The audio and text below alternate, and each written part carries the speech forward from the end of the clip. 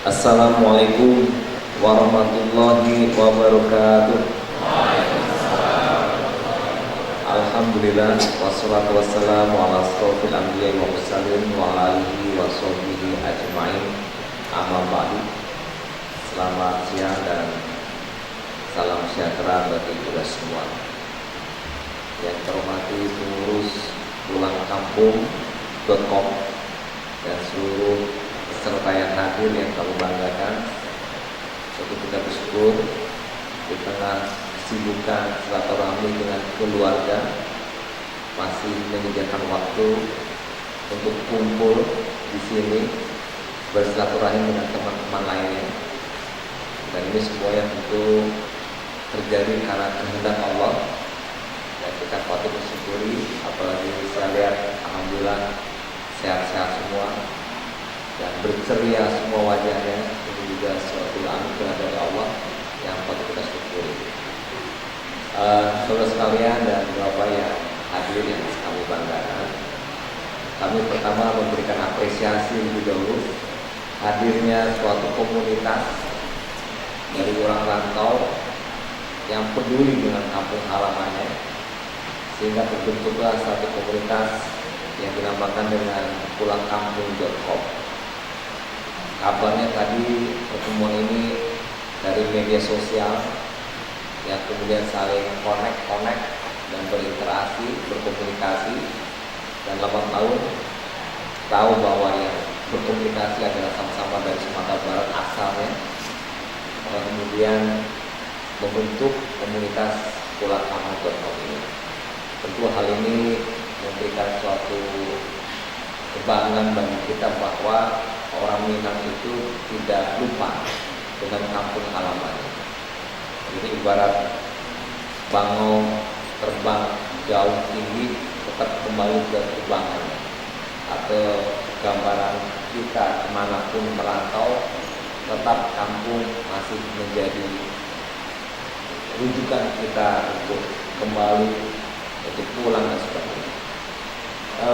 Bapak Ibu dan saudara sekalian, itu apresiasi kami. Dan tentunya ke depan kegiatan-kegiatan komunitas seperti ini akan memberikan dampak yang positif kepada pembangunan, kesejahteraan, dan kebaikan bagi orang di kampung.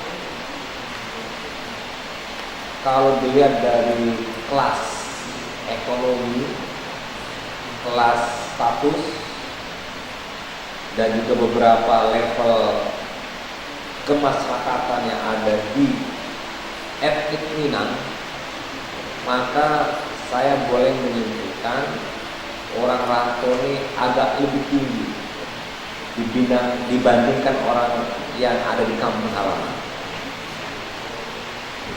Misalnya dari segi pendidikan, kalau di kampung itu yang tinggal mungkin nggak tamat SMP, nggak tamat SMA. Yang merantau rata-rata minimal tamat SMA. Nah, yang di kampung kerjanya ke sawah, berkebun, beternak, bertani, ikan dan sebagainya. Tapi yang di rantau tidak hanya dagang, tapi juga bekerja di segala sektor, baik di bidang eksekutif, legislatif, yudikatif, dan swasta. Kalau swasta langsung kita sebut yang ada di ranah di Sumatera Barat ini mayoritas ada di usaha mikro 84%, 14% kecil, dan 0,8 yang menengah. Besar tidak ada, yang menengah pun kecil. Tapi kalau yang dirantau orang Minang yang berusaha, ya tentu mikro dan kecil pasti ada, tapi menengah pun banyak dan atas pun juga ada. Itu dari segi berbeda kelas atau level. Untuk di bidang swasta, di bidang pemerintah, seluruh pegawai negeri yang ada di Sumatera Barat, seluruh pegawai negeri yang ada di Sumatera Barat, baik pegawai negeri yang ada di Pemda provinsi, kota, kabupaten, dan kanwil-kanwil kementerian yang ada di Sumatera Barat, itu hanya ada satu orang yang eselon 1. yaitu sekda provinsi, itu eselon 1 itu pun 1B. Selebihnya eselon 2 dan eselon 3. Nah, jadi orang Minang di rantau yang di kementerian jumlahnya puluhan eselon 1. Itu pun lebih tinggi daripada eselon 1 yang ada di Sumatera Barat, yaitu 1A. Kalau di sini 1B, lebih tinggi 1A. Nah, jadi contoh-contoh ini banyak. Di bidang legislatif banyak anggota DPR RI, DPD RI dari daerah manapun di Indonesia yang dia ternyata etniknya Minang, yang telah merantau baik dari bapak ibunya atau kakek nenek. Bapak ibu sekalian, dari beberapa bukti-bukti ini saya berani menyatakan orang rantau ini memiliki kelas yang lebih tinggi, sedikit atau banyak tergantung dari yang di kampung halaman. Setidaknya yang punya jiwa struggle dan semangat berjuang untuk mencapai kemandirian kematangan itu juga bagi mereka yang pergi merantau. Oleh karena kondisi seperti itu, maka wajar kita di daerah membutuhkan uluran tangan, dukungan, dan juga bantuan baik materi, ide, gagasan dan sebagainya dari orang rantau. Karena setelah status tadi disebutkan, orang rantau memiliki status yang lebih dibandingkan orang yang di kampung, walaupun itu tidak semua ya, tapi secara umum rata-rata. Dan kemudian juga kita lihat pengalaman yang diperoleh bagi orang rantau majemuk, kompleks, heterogen, banyak dibandingkan kita di kampung halaman, sehingga kedewasaan dan kematangan pun cepat dicapai, dan juga kepercayaan diri dan kemampuan lainnya pun bisa teraktualisasi ketika kita di rantau dibandingkan di kampung halaman sendiri, baik secara bisnis di luar yang lebih berkembang ya, dan juga non bisnis di kemudian sebagainya. Nah, oleh karena itu apresiasi yang kedua yaitu kepada saudara sekalian, karena saudara siap dan berani untuk merantau. Banyak hal yang positif dari Bapak Ibu Saudara pergi merantau.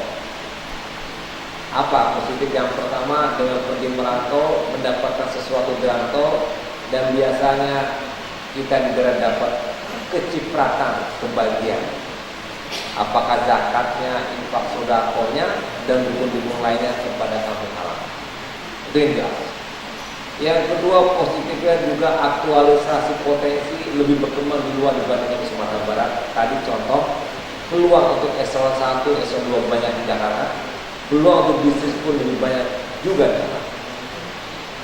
Nah, yang ketiga, mau tidak mau dengan saudara-saudara pergi merantau, maka berkurang pula pengangguran di Sumatera Barat.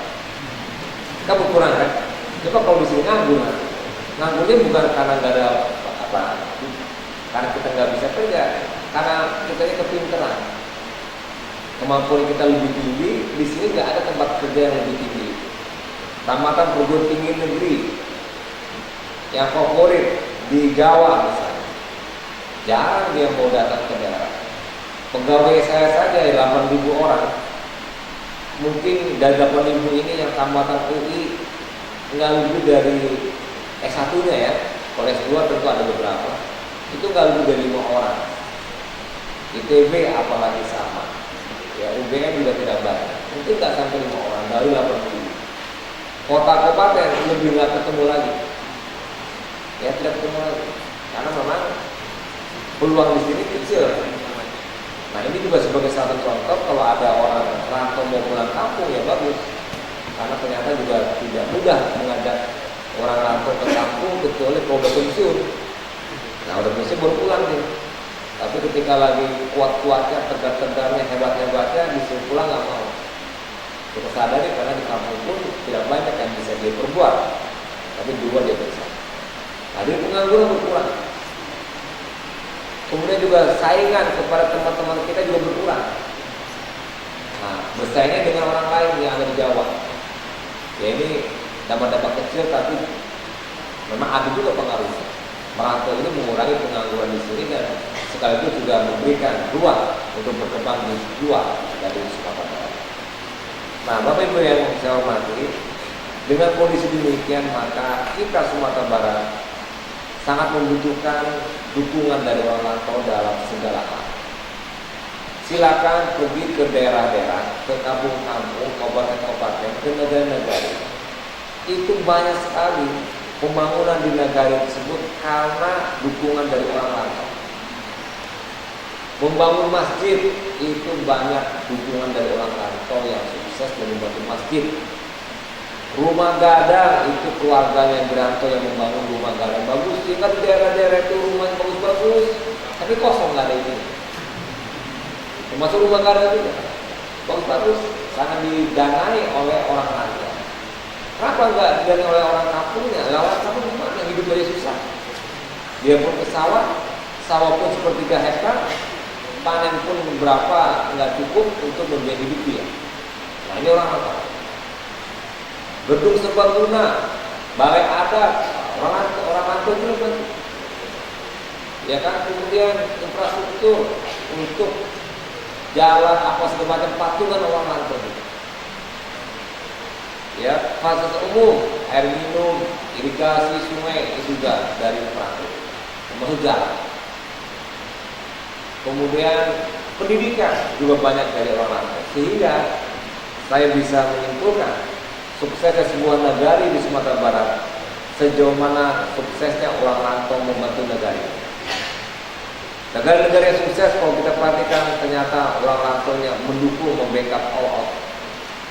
Negara-negara yang masih tertinggal dan jauh ternyata orang rantaunya tidak membantu dan mendukungnya. Sehingga kalau membantu cuma sedikit, tidak bisa berdampak pengaruh kepada pembangunan menjadi lebih baik. Nah, jadi orang rantau ini potensi banyak, ilmu yang didapat, pengalaman dapat di segala bidang, termasuk pergaulan, komunikasi dan sebagainya. Sehingga wawasan bertambah luas karena interaksi global, minimal regional di kalangan orang berbeda etnik di suatu daerah. Nah, sementara kita di daerah tidak punya pengalaman global yang berteman dengan itu juga dari dulu kita kecil sampai besar. Ilmunya nggak nama-nama juga, karena kita tahu ilmu dari mana dia. Tapi kalau kita di rantau, banyak ilmu yang didapati dari hasil interaksi dengan berbagai orang itu pun mendapat pengalaman dari banyak. Nah, oleh karena itu mari kita sinergikan rantau dengan ramah. Saya berharap melalui komunitas pulang kampung.com ini bisa terwujud yang lebih konkret. Cuma dari pengalaman yang saya lihat begini, orang Minang itu kalau membantu Sumatera Barat itu prioritas pertama kampung halamannya. Orang Agam, Padang Luar membantu Padang Luar. Orang Bukit Tinggi, orang Kure bantu kepada orang Kure. Orang Payakumbuh di kota apa suku, di suku di situ yang dia bantu. Orang 50 kota di Pangkalan, aslinya angka Pangkalan dibantu. Mas Haji yang di situ sekolah dan sebagainya dibantu. Tapi orang Pangkalan disuruh membantu Pariaman, mungkin itu 2 kali. Orang Preman disuruh membantu tanah datar, itu juga 3 kali. Atau orang Padang membantu daerah Pasaman juga berpikir. Nah, ini sebetulnya mohon kiranya menjadi catatan buat kita. Saudara-saudara pasti asalnya beda-beda. Tadi kalau saya dengar ada yang dari mana-mana datangnya. Dan begitulah kondisi Jakarta kita. Tetapi kalau kita paksakan untuk membantu satu daerah dengan kebersamaan kita di sini, menurut pengalaman saya agak sulit untuk mencapai target. Karena apa? Yang akan dibantu lebih besar biasa orang yang dari sana saja. Walaupun tidak menutup kemungkinan yang daerah lain pun mau membantu, tapi umumnya tidak demikian. Dari fakta yang kita temui. Oleh karena itu gerakan Gebu Minang sampai sekarang antara hidup dan mati tidak jelas. Karena dia berupaya mengumpulkan uang masyarakat Minang di rantau untuk kampung halaman, itu sulit. Bukan berarti orang Minang tidak peduli dengan kampungnya, sangat peduli. Tapi jangan diagak-agakan pikiran. Apa kamu nyumbang ya? Yuk, semangat di Nagari Kopa. Anda bisa. Ya kalau bisa menyumbang di kampung kelahirannya, kampung lahir bapak ibunya, ada mas haji di buku rumahnya, hanya saya kebutuhan apa di masa tersebut langsung bantu. Tapi yang lain dulu. Nah ini jangan kemudian kita habis energi untuk melakukan sesuatu yang sebetulnya itu bukan merupakan kebiasaan kita. Silakan berkumpul dalam komunitas ini, silakanlah bergotong royong membantu, tapi prioritaskanlah mereka membantu daerah sendiri yang juga sebetulnya sangat membutuhkan. Itu lebih bergairah mereka. Jadi komunitas itu sebagai holding ya untuk bertemu segala jenis daerah asal kita. Biarkan mereka melakukan perencanaan secara bottom up dari bawah, apa yang dibangun, apa yang diinginkan, apa yang dijadikan rencana. Biarkan mereka membangun.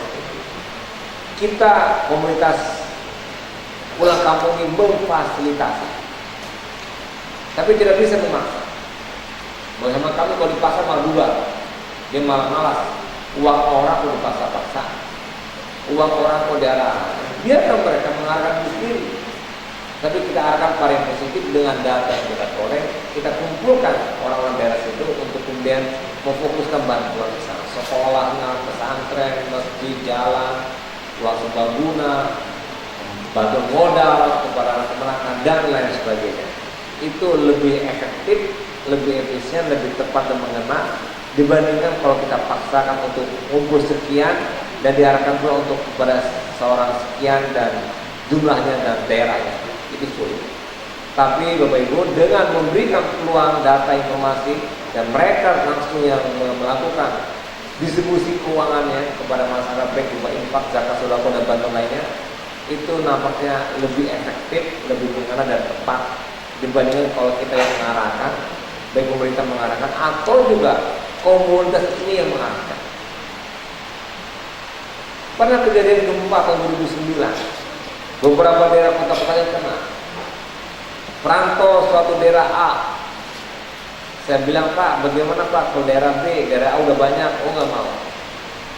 Orang daerah B, saya arahkan untuk membantu daerah C yang masih kurang orang dan masih belum bantuan, nggak mau. Namun di daerah dia mau. Ini jangan nilai negatif, tapi nilai positif tentang kepedulian yang bertanggung jawab pada daerah. Karena kalau daerah lain, biarlah daerah lain itu yang punya orangnya yang membantunya. Jadi dia punya tanggung jawab di situ. Nah, apa yang perlu kita bantu banyak sekali.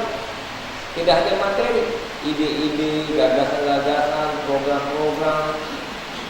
Kalau ingin usaha di sini bagus lagi menambah pertumbuhan ekonomi, menambah kesejahteraan, dan banyak lagi yang lain yang sebetulnya bisa kita sinergikan. Kita punya berlebih, zakat bisa diberikan, infak sedekah, dan beberapa program-program pemberdayaan, memberikan modal kepada anak keponakan kita, memberikan sapi untuk diternakan, atau nanti bagi hasil dengan sapi orang yang mengelolanya juga boleh, dan beberapa lagi banyak. Apalagi yang Ananda atau para mahasiswa yang hadir di sini, masih mahasiswa, silakan datangi sebulan 2 bulan menjelang ujian masuk perguruan tinggi negeri. Berikan bekal kepada mereka tentang kuliah-kuliah yang dia inginkan, bagaimana keadaannya, dan juga menggambarkan tentang bagaimana tempat tinggalnya nanti dekat kampus, dan beberapa bantuan-bantuan lain untuk membekalkan dia siap masuk perguruan tinggi dengan ujian-ujian, dan juga informasi perguruan tinggi yang dia ingin masuknya kita sudah dulu masuk, itu pun sudah merupakan dukungan dari rantau ke ranah, dan dampaknya sangat positif, memberikan semangat kepada orang ranah untuk merubah diri, dan hanya maju dan maju. Perubahan harus dari kita, tidak dari orang lain, dan kita harus siap untuk melakukan perubahan itu sendiri. Nah, jadi Bapak Ibu, apresiasi berdirinya pulangkampung.com, apresiasi Bapak Ibu dan sekalian mau memikirkan kampung halaman, apresiasi kepada saudara semua yang ingin mengaktualisasi diri dalam pengorbanan ke kampung halaman. Ya insya Allah secara bertahap ini akan terwujud dengan baik. Dan ternyata pembangunan yang ada di Sumatera Barat juga terdukung secara signifikan dari bantuan orang rantau yang mengirimkan uangnya kepada kampung halaman. Itu cukup bergerak dan puluhan miliar, ya bisa 50-60 miliar uang masuk pada saat pulang kampungnya cash untuk pembangunan negara, pembangunan desa. Tapi dari segi usaha-usaha pribadi ternyata juga sangat menguntungkan. Bapak Ibu yang saya hormati, tidak ada suatu perdebatan pentingnya solid antara ranah dan rantau. Cuma bagaimana kita kemas ini menjadi sesuatu yang positif. Dan satu postingan saat ini kita jalani yaitu pulangkampung.com yang sangat positif. Dengan demikian sumbangan kita efektif mengena, tidak hanya menunggu sasaran karena gempa dan tsunami, tapi dengan kondisi normal pun juga sangat banyak kebutuhan yang kita inginkan. Bapak Ibu yang saya hormati, kemudian tadi ada Tor yang bilang kepada saya, mungkin saya ringkas saja bahwa potensi di Sumbar itu cukup banyak. Mungkin kalau ada waktu bisa Biro Pembangunan dan Rantau saya bisa menjelaskan bidang perkebunan, pertanian, perikanan, dan peternakan dan banyak hal. Juga bidang UKM juga banyak yang perlu kita sinergikan. Dan kemudian tentunya terakhir kita bisa melakukan perbaikan ini kalau kita sungguh-sungguh mengerjakannya. Dengan kata kunci sungguh-sungguh, insya Allah kita bisa sukses. Dukungan kita ke daerah kita dan juga termasuk Anda ingin melakukan kuliah, rasa dukungan, semangat ini bisa lebih sukses lagi. Begitulah yang dapat saya sampaikan, sinergi antara rantau dan ranah sebagai sebuah keniscayaan yang patut dan perlu kita kembangkan terus agar kemajuan kita tidak terbatas tapi terus berkembang dengan baik. Rasa itu saja, sekian. Kemudian tadi diminta apa ya? Diminta membuka. Iya. Dengan mengucapkan Bismillahirrahmanirrahim, dengan ini resmi kita buka launching pulangkampung.com, Inspiration Talks dan launching pulangkampung.com. Oke. Ya. Launching dan juga satu media antara kita. Kita buka dengan resmi. Terima kasih. Assalamualaikum warahmatullahi wabarakatuh.